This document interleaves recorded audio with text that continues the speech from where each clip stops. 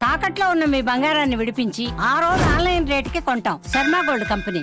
ప్రణయ్ హత్య తీర్పుపై అమృత స్పందించింది. నిన్న ప్రణయ్ పరువు హత్య తీర్పు వచ్చిన తర్వాత అమృత ఎందుకు స్పందించడం లేదు అంటూ వచ్చిన వార్తలకు చెక్ పెట్టేలా రాత్రి తన ఇన్స్టాలో ఓ పోస్ట్ రాసుకొచ్చారు అమృత.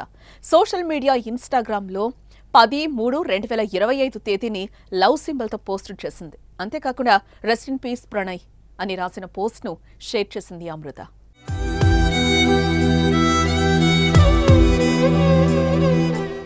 నల్గొండ జిల్లా మిర్యాలగూడలో 2018లో చోటు చేసుకున్న ప్రణయ్ పరువు హత్య కేసులో Nalgonda SC ST sessions court బుధవారం సంచలన తీర్పును వెల్లడించింది.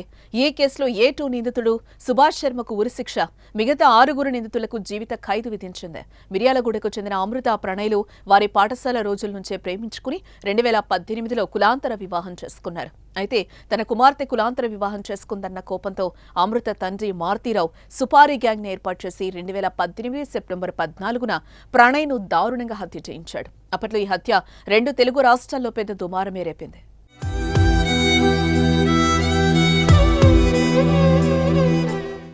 ఇక ఈ హత్య ఘటనలో భాగంగా ప్రణయ్ తండ్రి బాలస్వామి ఫిర్యాదు మేరకు మిర్యాలగూడ 1 టౌన్ పోలీసులు 8 మందిపై 302 SC ST atrocity case, arms act సెక్షన్ల కింద కేసు నమోదు చేశారు. అప్పటి ఎస్పీ ఏవి రంగనాథ్ పర్యవేక్షణలో పోలీసులు విచారణ చేపట్టి 2019 జూన్ 12న 1600 పేజీల ఛార్జిషీట్ దాఖలు చేశారు. 5 సంవత్సరాల 9 నెలల పాటు సుదీర్ఘ విచారణ అనంతరం న్యాయస్థానం సాక్షులను, పోస్టుమార్టం రిపోర్టులను, సైంటిఫిక్ ఎవిడెన్స్లను పరిశీలించి నిన్న తుది తీర్పును వెలువరించింది. ఇక ఈ కేసు విచారణ కొనసాగుతున్న సమయంలోనే ప్రధాన నిందితుడు మారుతీరావు తీవ్ర డిప్రెషన్కు గురై 2020 మార్చిలో ఆత్మహత్య చేసుకున్నారు. అప్పటి నుంచి తన తల్లి వద్దనే హైదరాబాద్లో అమృత ఉంటున్నట్లుగా తెలుస్తోంది.